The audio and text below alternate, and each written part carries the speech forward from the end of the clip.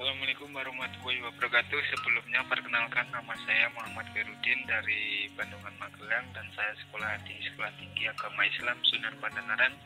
Di sini saya dari kelompok 2 dengan atas nama Muhammad Ferudin, Mbak Iza dan Mbak Salsabila ingin mempresentasikan hasil diskusi kami dan hasil pekerjaan kami tentang relasi suami istri, nafkah dan reproduksi dalam Quran Surah Al-Baqarah ayat 233 yang bunyinya A'udzubillahi minasyaitonirrajim, Bismillahirrahmanirrahim.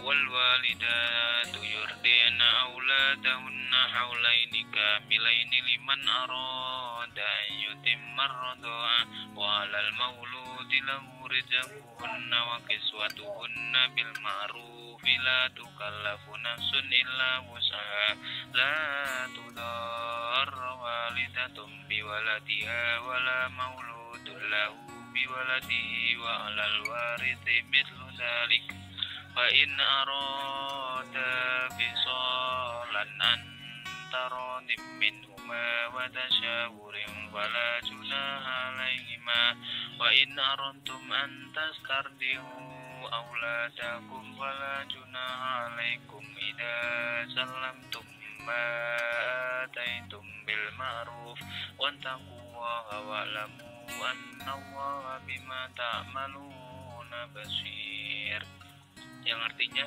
dan ibu-ibu hendaklah menyusui anak-anaknya selama 2 tahun penuh. Bagi yang ingin menyusui secara sempurna, dan kewajiban ayah menanggung nafkah dan pakaian mereka dengan cara yang patut. Seseorang tidak dibebani lebih dari kesanggupannya. Janganlah seorang ibu menderita karena anaknya, dan jangan pula seorang ayah menderita karena anaknya. Ahli waris pun berkewajiban seperti itu pula.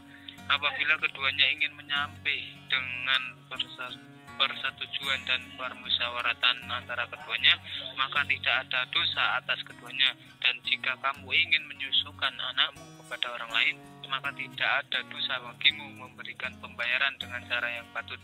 Bertakwalah kepada Allah dan ketahuilah bahwa Allah Maha melihat apa yang kamu kerjakan. Kemudian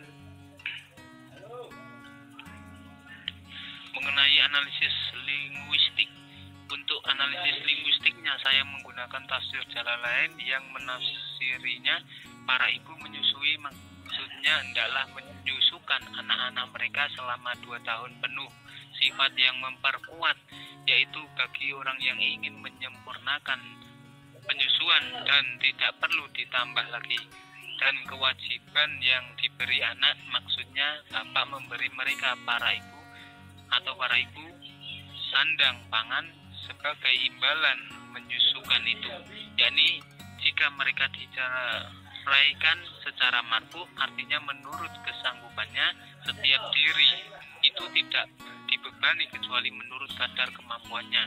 Maksudnya kemampuannya tidak boleh seorang ibu itu menderita kesengsaraan disebabkan anaknya, misalnya dipaksakan menyusukan padahal ia keberatan, atau tidak pula seorang ayah karena anaknya, misalnya diberi beban atas kemampuannya, mengidofatkan anak kepada masing-masing ibu dan bapak pada kedua tempat tersebut ialah untuk menghimbau keprihatinan dan kesantunan.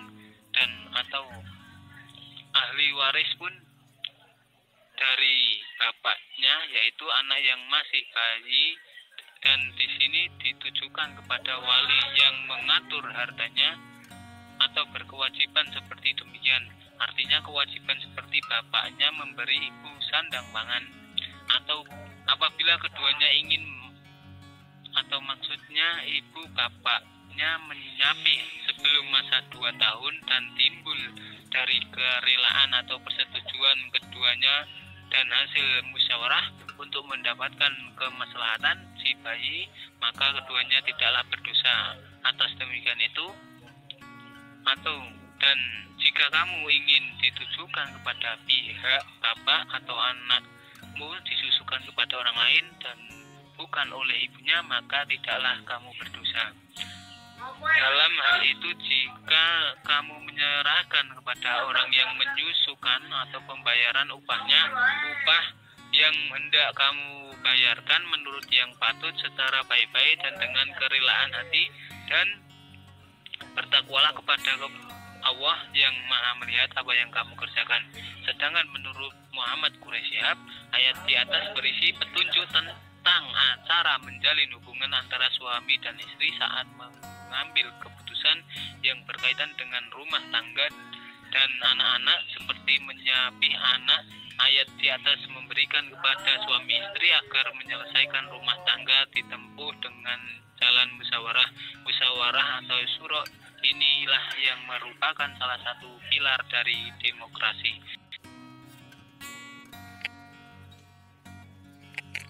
Selanjutnya mengenai konteks historis mikro atau asbabun nuzul.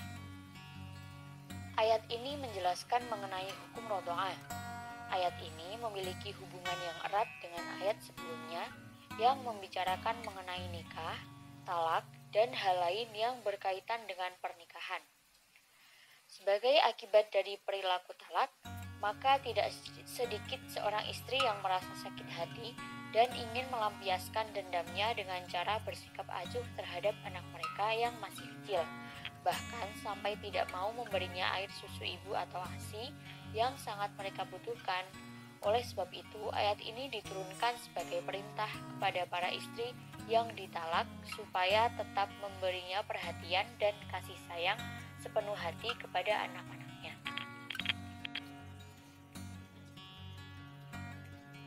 Maghza al-Tarihi. Pesan utama atau maghza al-Tarihi dalam ayat ini terdapat dalam kalimat yang pertama, wal walidatu yurdi'na auladahunna haulaini kamilaini liman arada ayyutimma radha'ah, yang artinya, dan ibu-ibu hendaklah menyusui anaknya selama 2 tahun penuh bagi yang ingin menyusui secara sempurna. Menurut Quraisy Shihab, seorang ibu berkewajiban menyusui anaknya selama 2 tahun penuh demi menjaga kemaslahatan sang anak. Hal tersebut juga harus berdasarkan kepada kesepakatan kedua orang tua, karena sang anak sangat membutuhkannya atau disusui selama 2 tahun. Yang kedua dalam kalimat wa'alal mauludi lahu rizquhunna wa kiswatuhunna bil ma'ruf, yang artinya, dan kewajiban ayah menanggung nafkah dan pakaian mereka dengan cara yang patut. Menurut Quraisy Shihab, seorang ayah berkewajiban memberi nafkah kepada anaknya karena anaknya adalah keturunannya, serta memberikan nafkah pula kepada istrinya dengan memberikannya makan serta pakaian yang sesuai dengan kemampuannya, tidak boros dan tidak terlalu sedikit.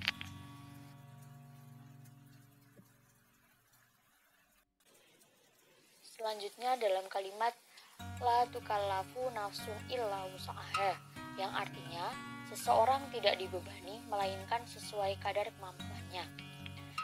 Seorang istri tidak dibebani dengan sebuah tanggungan yang besar sehingga melampaui batas kemampuannya. Begitu pula dengan seorang suami. Selanjutnya dalam kalimat la tudhar walidatun biwaladiha wala mauludulahu biwaladih, yang artinya janganlah seorang ibu menderita karena anaknya, dan jangan pula seorang ayah menderita karena anaknya. Menurut Quraisy Shihab, sang anak tidak boleh menyebabkan kerugian ayah dan ibunya dengan membebaninya di atas kemampuannya atau mengurangi hak ayah pada anak.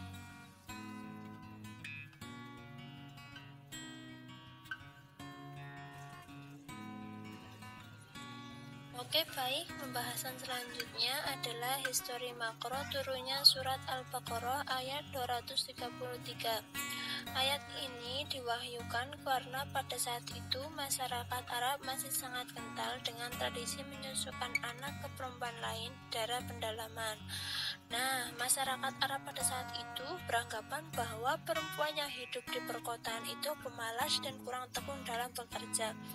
Bahkan Masyarakat juga beranggapan bahwa tradisi ini menunjukkan strata sosial tinggi bagi keluarga yang menyusukan anaknya dengan imbalan atau upah ke perempuan tersebut. Histori selanjutnya yaitu tradisi masyarakat Arab pada saat itu, di mana garis keturunan yang diakui adalah garis keturunan dari ayah, sedangkan keturunan dari garis perempuan tidak diperhitungkan atau sering disebut dengan kekeluargaan patrilineal.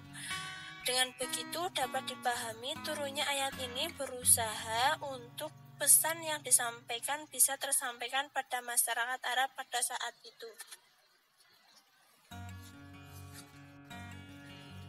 Selanjutnya kita membahas tentang makna mahza mutaharik dari Quran Surat Al-Baqarah ayat 233.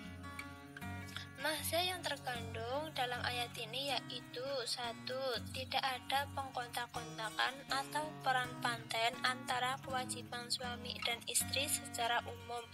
Jadi, semua tugas terkait dengan rumah tangga ditanggung bersama antara suami dan istri. Yang kedua, nasab anak sebenarnya tidak hanya dihantarkan kepada ayahnya atau garis keturunan laki-laki. Seperti halnya dalam sejarah kita melihat bahwa garis keturunan Hasan dan Husain itu disandarkan kepada kedua orang tuanya, yaitu Fatimah binti Muhammad dan Ali bin Abi Thalib. Yang ketiga, ayat ini menekankan adanya musyawarah antara suami dan istri dalam memutuskan persoalan-persoalan keluarga.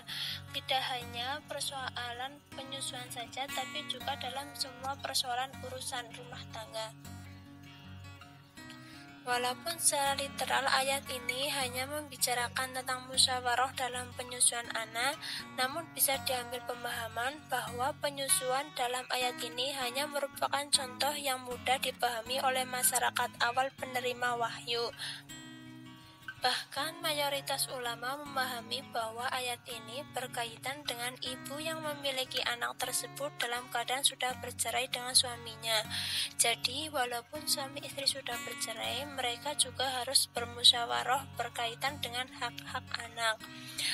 Apalagi ketika posisi mereka masih dalam hubungan perkawinan. Tentu hal ini lebih ditekankan lagi dan tidak hanya pada urusan penyusuan saja, tapi semua urusan keluarga. Cukup sekian, terima kasih. Kurang lebihnya mohon maaf. Wassalamualaikum warahmatullahi wabarakatuh.